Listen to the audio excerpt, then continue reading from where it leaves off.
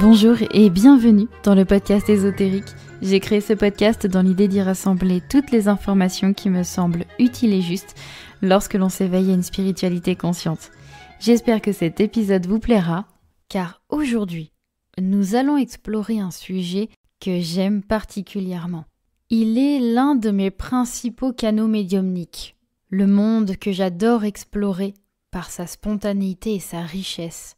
Il est cet endroit qui décuple toutes les sensations, toutes les impressions. Il est le seuil entre le visible et l'invisible que nous visitons naturellement, de par notre constitution spirituelle. Oui, aujourd'hui, nous allons explorer la première partie de ce thème que je sépare en 3 épisodes, tellement il y a de choses à en dire. Nous allons explorer les rêves, le sommeil et les sorties astrales. Nous allons parler du phénomène de dissociation temporaire des corps astral, éthérique et physique. Nous allons parler des états de catalepsie et du changement d'état de conscience nécessaire à la mise en sommeil et à l'apparition des rêves, mais nous allons aussi parler des quelques éléments qui peuvent compromettre l'endormissement ou encore compromettre le réveil. Bien évidemment, ce thème va être abordé par le prisme de mon regard, un regard singulier d'une médium parmi tant d'autres. Le but n'étant pas de vous proposer un contenu scientifiquement prouvé, mais de vous donner un témoignage d'une voyageuse onirique qui considère les rêves comme étant l'un de ses principaux canaux de perception. Mais avant de commencer, j'aimerais vous faire un petit topo sur le rapport que je peux entretenir avec les rêves. Il me semble important que vous compreniez à quel point cette part de l'existence est une part qui a bercé mon enfance et construit la médiumnité et toutes les informations que je vous partage aujourd'hui. J'ai toujours beaucoup rêvé, des rêves très clairs, des rêves très puissants, parfois même prémonitoires, ou me révélant des contrées, des mondes lointains.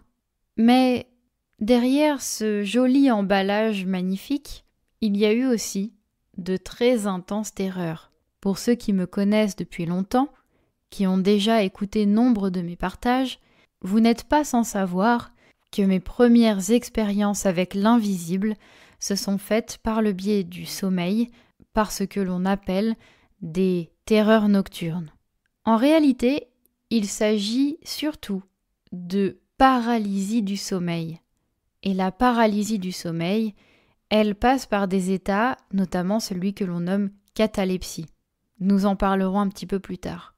J'ai donc découvert ma médiumnité dans son sens le plus prenant et intense par le biais du rêve et du sommeil. J'y voyais des esprits, j'y voyais des mémoires, d'autres existences. Les rêves ont toujours été d'une grande intensité, me donnant parfois la sensation que notre existence ici-bas est finalement bien limitée en termes de ressenti. Je suis sûre que vous êtes d'accord si vous êtes un grand rêveur ou une grande rêveuse. Nous sommes d'accord pour nous dire que quand même, les émotions sont bien plus intenses dans les rêves. Les sensations, les ambiances, tout est beaucoup plus complet. Mais finalement, pourquoi ? On peut se demander ce qui différencie notre expérience onirique de notre expérience matérielle. Finalement, le rêve n'est-il pas qu'une conception inconsciente de notre existence, un tri de notre cerveau, de l'ensemble des informations auxquelles nous avons été confrontés durant notre journée? Eh bien, ce n'est pas vraiment le postulat dans lequel je suis. J'aimerais vraiment vous partager ma vision du sommeil, des rêves et, dans une dernière partie, des sorties astrales.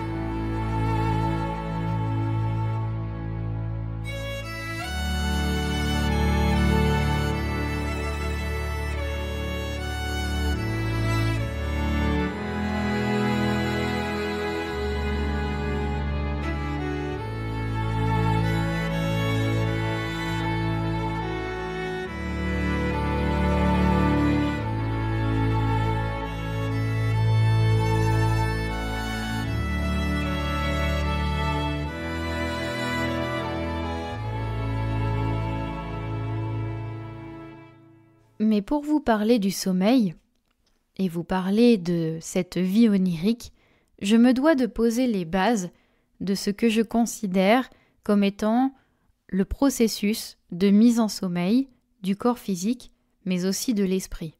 Il y a plusieurs étapes qui doivent être réalisées pour que la conscience, notre conscience, puisse ne plus être orientée exclusivement vers notre expérience terrestre, mais vers notre expérience onirique.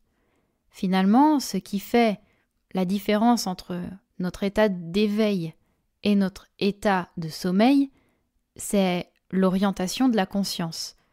Tout à coup, nous ne sommes plus orientés vers notre environnement direct, corporel, matériel, mais nous sommes orientés vers autre chose. La conscience est comme temporairement dépossédée des limites qui sont les siennes, et elle peut ainsi retrouver une forme de complétude dans l'information qu'elle capte. Par mon apprentissage, de nombreuses lectures d'anciens ouvrages parlant des corps subtils, mais aussi ma propre compréhension et expérience des corps et de la spiritualité, j'en suis venue à comprendre ce mécanisme d'une certaine manière. Quand je parle de processus de mise en sommeil, ce n'est pas anodin.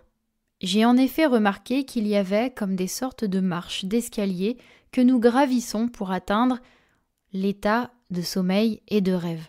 Il y a de nombreuses explications scientifiques quant à ces différents processus, mais ma pensée est que tout mécanisme physique a son équivalent spirituel. Aussi, le corps permet, par sa modification chimique, biologique, l'ascension, l'expérience de l'esprit sur un autre état, un autre plan. Aussi, nous possédons un corps physique, un corps humain, un corps éthérique, qui est le corps vitalisant, celui qui permet de maintenir l'esprit incarné. Le corps éthérique ne quitte pas le corps physique tant que nous sommes vivants. Il ne le quitte que lorsque notre mort est venue et que nous devons laisser cette vie derrière nous. Et puis nous avons notre corps astral. Ce corps astral est particulier. Très subtil, il détient une grande partie des informations inconscientes qui nous guident, nous accompagnent au quotidien. Ce corps astral est celui qui est connecté à l'au-delà, à l'invisible, aux esprits, aux mémoires, mais c'est aussi celui qui nous permet de voyager dans d'autres dimensions, d'autres mondes. Ce corps astral, chaque nuit, va se détacher partiellement, temporairement, de notre corps physique. Pour que le corps astral puisse échapper momentanément, le corps physique, lui, doit suivre tout un processus de mise en sommeil. Aussi, notre état de conscience va se modifier jusqu'à permettre la libération du corps astral et la vision des informations qui nous seront transmises par ce voyage que va faire le corps astral. Alors, refaisons chronologiquement et précisément le chemin de l'éveil jusqu'au sommeil. Lorsque nous sommes éveillés, notre mental est très actif. Notre conscience est orientée sur notre environnement direct, soit nous pouvons être intuitifs, mais globalement, l'information la plus importante est celle qui est transmise par un sens physique. La vue, l'ouïe, l'odorat, tous ces stimuli vont maintenir la conscience éveillée à l'environnement direct. Quand nous nous couchons le soir et que l'état de repos intervient, petit à petit plusieurs choses se jouent. Dans le ressenti, nous pouvons peut-être perdre la maîtrise de nos pensées. Il arrive d'ailleurs très souvent que nos pensées conscientes et dirigées se transforment en pensées observées, mais plus vraiment dirigées, plus vraiment structurées.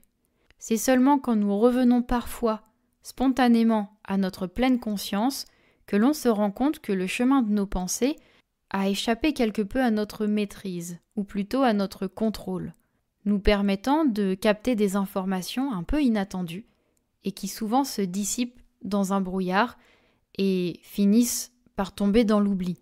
Cette étape de mise en sommeil est très importante et très intéressante car pour certains, elle est celle qui initie le chemin direct vers une sortie astrale ou vers la possibilité de capter des informations subtiles. Vous êtes nombreux notamment dans cette étape à apercevoir des visages, des formes, des images particulières, des paysages parfois. Il s'avère que, en tant qu'être humain, et en tant qu'être vivant tout court, mais je ne me permettrai pas de parler au nom des animaux, des végétaux ou des minéraux, nous sommes connectés à tout ce qui nous entoure, dans la matière, mais aussi dans l'invisible. Nous n'avons absolument pas conscience de toutes les connexions qui s'établissent, parfois même avec des êtres de l'autre côté de la Terre ou de l'autre côté du voile. Ces images que nous percevons parfois dans cet état de mise en sommeil sont simplement les symboles, les vestiges de ces connexions établies au-delà de notre conscience. Toute image perçue n'a pas besoin d'être utile, n'a pas besoin d'être comprise. Dans votre environnement, vous ne cherchez pas toujours à savoir quel est le type de terre qu'il y a sous vos pieds, quelle est l'essence d'arbre ou de plante à côté de vous, en quelle matière est fait ce meuble, ou comment est composée l'atmosphère ou l'environnement chimique direct autour de vous. Et pourtant, ces informations existent. C'est la même chose pour les informations et les images que vous percevez parfois, le soir avant de vous endormir. Je sais que cela vous questionne. Je reçois beaucoup de questions à ce propos. Permettez-vous d'observer et de vivre certaines expériences sans d'emblée chercher à les expliquer.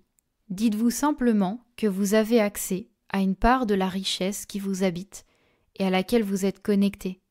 Lorsque cette étape de mise en sommeil se termine, généralement, nous passons une étape d'inconscience.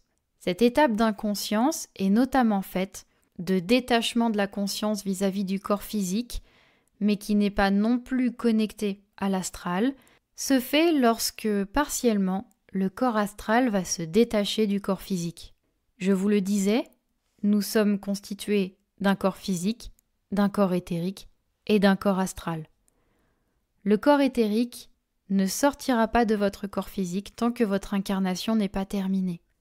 Il ne bouge donc presque pas lorsque vous entrez en sommeil. En tout cas, rien ne m'a laissé entendre que le corps éthérique se détachait du corps physique lors de cette étape. Le corps éthérique est donc le corps de vitalité qui reste lié au corps physique. Mais la conscience va se vêtir quasi exclusivement, mais temporairement, d'un seul de ces corps, et c'est le corps astral. Le corps astral, lui, est très mouvant. Il est une sorte de véhicule qui permet d'accéder à une multitude de dimensions. Lorsque je vous parle effectivement d'un mouvement ascendant ou descendant du corps astral en dehors du corps physique, comme s'il montait pendant la phase de sommeil et comme s'il descendait pour entrer en phase de réveil.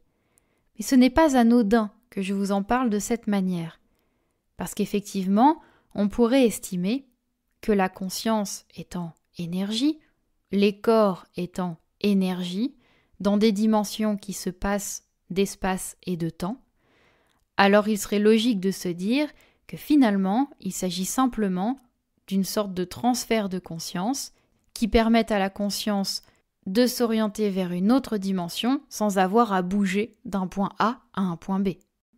Pour être un petit peu plus précise, c'est presque comme si la conscience, sans bouger, pouvait changer de vision, de dimension, comme nous changerions de chaîne de télé.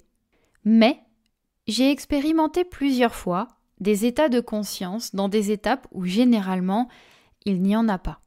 Je m'explique. C'était une nuit de juillet.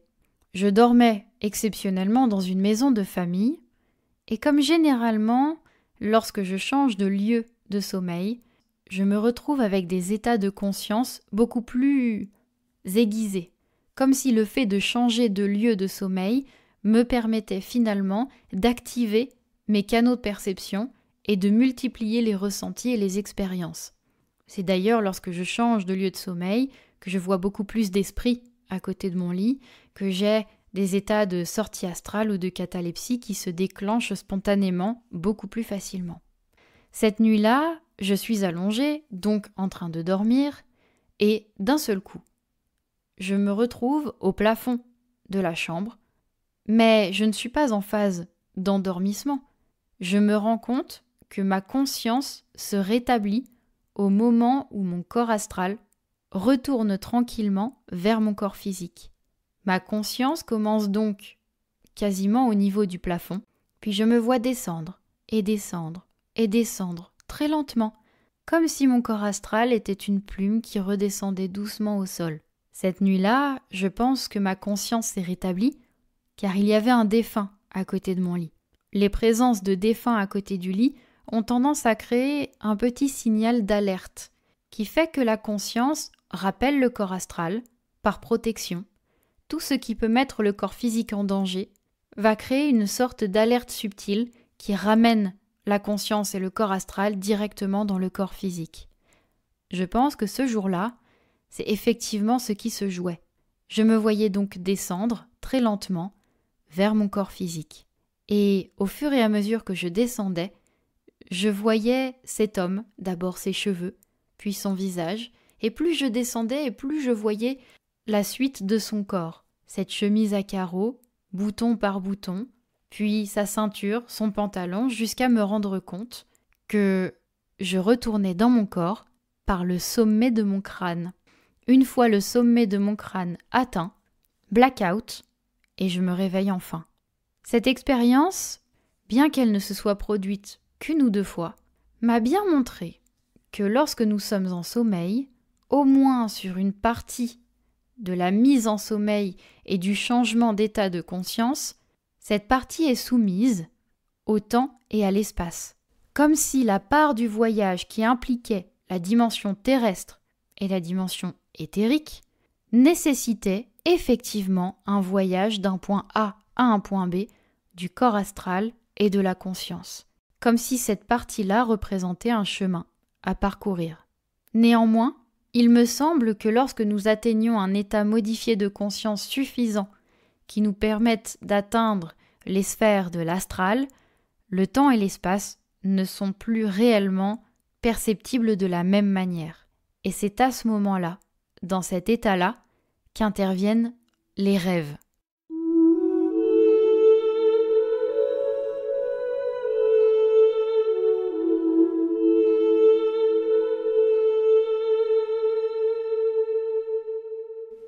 Mais comme je vous le disais, nous parlerons des rêves lors du prochain épisode. D'abord, j'aimerais vous parler des paralysies du sommeil et des sorties astrales, même si cette partie sera étoffée, précisée, dans la troisième partie. Lorsque le corps astral se détache du corps physique, la conscience perd la prise directe sur le tonus musculaire du corps physique. Le dictionnaire Le Robert définit le terme catalepsie comme étant la suspension complète du mouvement volontaire des muscles.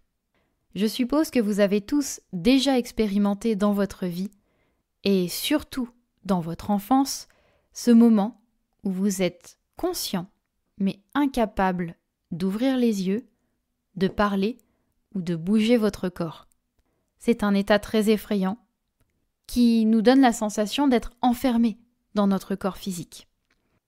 L'esprit et le corps d'un enfant étant encore très orientés sur l'astral, très orientés sur l'avant-incarnation, il me semble assez compréhensible que ces phénomènes se multiplient lors de l'enfance.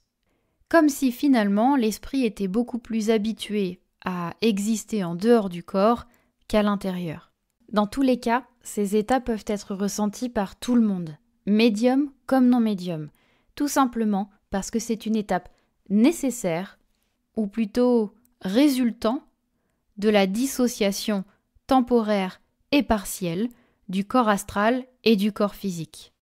L'état de catalepsie peut se manifester à tout moment de la nuit, même si il y a quand même des périodes charnières.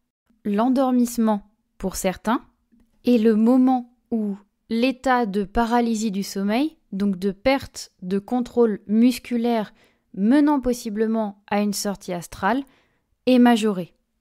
car c'est effectivement chaque étape de transition entre la conscience orientée vers le corps et la conscience orientée vers le corps astral qui va permettre parfois des états de conscience dans des étapes inhabituelles.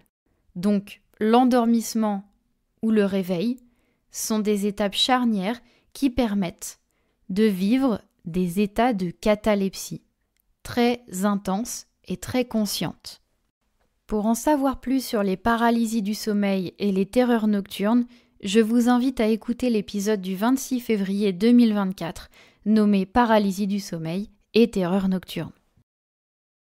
L'état de catalepsie est un état tellement particulier qu'il me semble vraiment difficile de le décrire. Pour ma part, j'en ai vécu certainement des centaines, puisque c'est un état que je connais très bien depuis que je suis toute petite. C'est d'ailleurs un état que j'ai longtemps confondu avec les terreurs nocturnes. Car une terreur nocturne intervient dans l'instant où le corps astral se détache du corps physique pendant la mise en sommeil. Mais tout état de paralysie du sommeil ne va pas initier une terreur nocturne. Est simplement un état où nous n'avons plus de prise sur notre tonus musculaire, sur notre corps, dans son mouvement, mais où nous avons conscience malgré tout d'être encore très reliés au corps. Étant donné que cet état est initié par un changement d'état de conscience, eh bien il y a tout un tas de ressentis qui vont se manifester.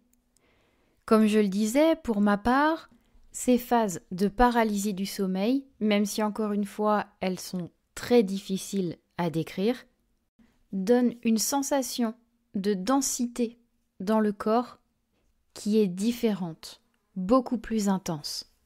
Comme si on vous plongeait d'un instant à l'autre à plus de 100 mètres de profondeur dans l'océan. Tout à coup, l'air n'a plus la même intensité, n'a plus la même densité. Des frissons peuvent se faire ressentir, des frissons très partiels qui semblent chatouiller l'ensemble de la peau, et tout à coup, on ne se sent plus vraiment comme étant une enveloppe corporelle que nous n'habitons pas pleinement au quotidien. Nous avons conscience d'être dans notre tête, mais assez peu dans l'ensemble du corps. Il faut se concentrer sur les textures extérieures, se concentrer sur chaque partie de notre corps pour les habiter pleinement. Dans cet état de paralysie, c'est comme si l'ensemble du corps était présent et conscient en même temps. Je vous le disais, c'est très difficile à décrire. Mais si vous avez déjà vécu cette sensation étrange de pression, de frisson et de conscience à la fois de l'ensemble du corps, mais de l'ensemble de l'extérieur du corps, eh bien vous avez certainement vécu un état de catalepsie. Ce qui est très intéressant pendant ces états-là, que j'ai encore vécu il y a quelques jours à peine, ou quelques nuits, c'est que nous pouvons explorer notre capacité à bouger nos mains, nos bras, nos doigts, mais sans bouger notre corps physique. Si un jour vous vivez cet état particulier, d'abord, pour le maintenir, il faut se détendre. Vous ne risquez rien. Parfois, il y a effectivement des esprits qui ont tendance à initier des états de conscience dans cette étape-là. Et c'est même généralement d'abord la présence d'esprit qui va initier ces états de conscience en mettant le corps physique en alerte et en rappelant la conscience dans le corps. Pas de panique, il vous suffit de comprendre que vous ne risquez rien. Vous êtes en sécurité. Et si toutefois vous voulez vivre ces états sans être embêté par des esprits, n'hésitez pas à vous endormir le soir en ayant récité une petite prière, comme le Notre Père par exemple. Si vous sentez qu'il y a un esprit qui est présent, dites-lui de partir, tout simplement. Il n'y a pas besoin de faire beaucoup plus compliqué. Un non, je ne veux pas de vous ici, laissez-moi tranquille, suffit généralement à faire partir toute présence. Oui, c'est moins compliqué que ce qu'on imagine dans la plupart des cas. Et si vous êtes enfin tranquille, ou si vous vivez cet état de catalepsie, sans être embêté par un esprit autour de vous, amusez-vous, essayez de lever vos bras. Et vous allez voir qu'ils sont tout légers et que vous pouvez même parfois rester les bras en l'air sans fatigue, sans rien ressentir qui vous donne l'impression de lourdeur. Et pourtant, vous avez bien vos bras en l'air. Alors qu'est-ce qui change dans ces cas-là ? Eh bien, vos bras physiques sont toujours posés contre vous, sur votre lit. Ce que vous êtes en train de lever, ce sont vos bras astraux, les bras de votre corps astral. Vous pouvez également vous amuser à bouger vos doigts de cette manière. Vous verrez que c'est très rigolo, très intéressant, et que le mouvement, bien que similaire, semble malgré tout très différent dans sa mise en place lorsqu'il s'agit simplement du mouvement du corps astral.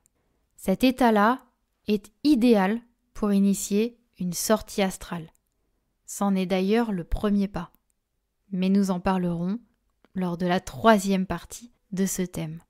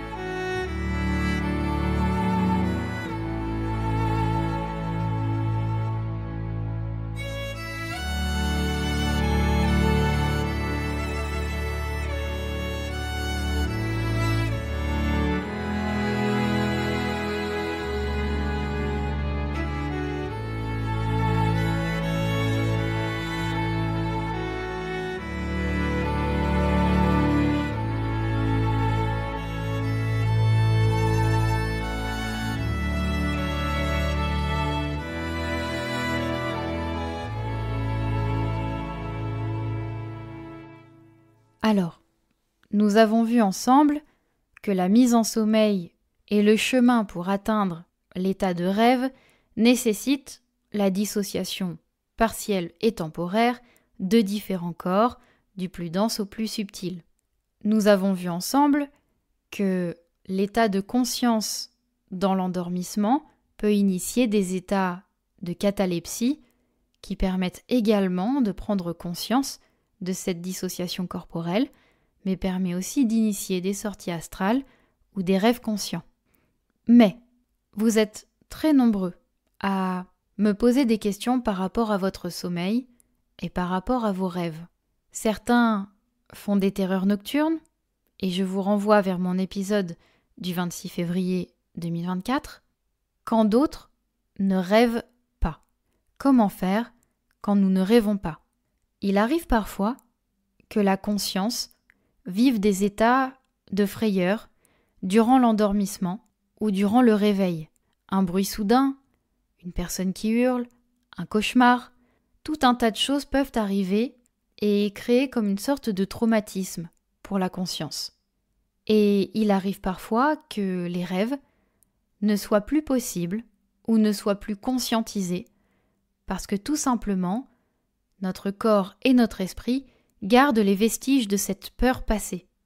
Nombre de personnes ont cessé de rêver suite à une frayeur ou un mauvais réveil. Effectivement, bien que durable, ce phénomène est tout à fait réversible pour beaucoup d'entre vous. L'accompagnement avec un énergéticien ou une énergéticienne peut être tout à fait intéressant. Mais vous pouvez également faire appel à des hypnothérapeutes qui vous permettront de comprendre ou revisiter l'origine même de ce traumatisme et de cet instant qui a compromis vos rêves durablement. Il m'est arrivé quelquefois de retravailler, de refaire le chemin, les différentes étapes de mise en sommeil des différents corps d'une personne pour lui permettre de rêver de nouveau. Ça ne fonctionne pas à tous les coups, mais ça peut fonctionner pour beaucoup de personnes, si la source du problème se situe sur les étapes de mise en sommeil. Admettons que lors de votre endormissement, peu importe votre âge, vous entendez quelqu'un hurler ou quelqu'un est en détresse, il se passe quelque chose autour de vous qui vous rappelle brutalement à vous. Que ce soit un cauchemar, que ce soit un bruit fort, que ce soit une maladie ou quoi que ce soit, vous vous êtes réveillé une fois dans la détresse, la peur et la surprise. Votre corps et votre esprit gravent donc dans leur information inconsciente qu'il ne faut pas totalement s'abandonner au sommeil, sinon nous pouvons rater quelque chose ou se mettre en danger. Dans ce cas, vous vous endormirez, vous vous reposerez, mais votre conscience cherchera toujours à se maintenir proche de votre corps physique et ne se laissera plus vaquer aux visions de votre voyage onirique. C'est un système de protection naturel, mais qui est tout à fait réversible.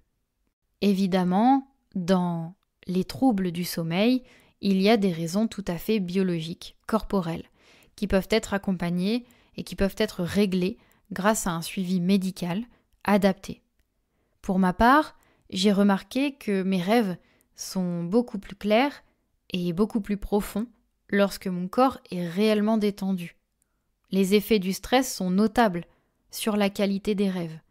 Aussi, lorsque je prends, et encore une fois, je ne vous encourage pas à prendre n'importe quoi, il s'agit de mon expérience, lorsque je consomme momentanément de la valériane pour détendre mon corps et mon esprit et me permettre un meilleur sommeil, ce sont souvent des nuits durant lesquelles je fais des rêves beaucoup plus clairs et beaucoup plus précis. Car le corps, comme il crée un flou sur l'intuition et sur la vision médiumnique, peut aussi créer un flou sur les visions des rêves, sur les visions oniriques. Il suffit que votre corps soit troublé dans sa production de mélatonine, que vous soyez dans un état de stress particulier, ou qu'une condition physique compromette les bonnes étapes de mise en sommeil du corps, et vos rêves seront compromis eux aussi. N'hésitez pas, non plus, à explorer la piste de la conscience.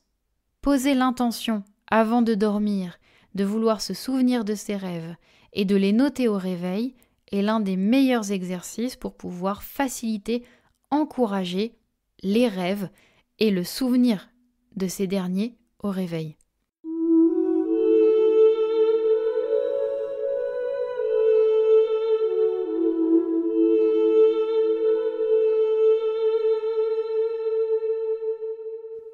Le rêve et le sommeil sont à mon sens une voie royale vers le développement de ses capacités psychiques. Avoir conscience que notre esprit est capable de capter des informations incroyables, de voyager entre les mondes et de contacter les esprits par le biais du sommeil est un trésor de connaissances. Prendre soin de son sommeil, dormir suffisamment, être attentif aux messages de notre inconscient, tout cela me semble être primordial, notamment à l'heure d'aujourd'hui où nous sommes poussés à nous détacher de nos messages intérieurs, conditionnés à ne faire confiance qu'à ce qui est visible la journée, dans le monde, dans la société. Retrouver une part de sa connaissance intérieure passe aussi par le fait de valoriser les messages de nos rêves et de notre inconscient lorsque notre mental est au repos. N'hésitez pas à me faire un retour sur mon Instagram et n'hésitez pas à me suivre sur mon compte Instagram sur lequel je poste très régulièrement, presque quotidiennement. Je vous remercie d'avoir écouté cet épisode, j'espère qu'il vous aura plu et je vous donne rendez-vous pour la partie 2, les rêves et les états modifiés de conscience. À tout bientôt dans un nouvel épisode. Merci pour votre présence.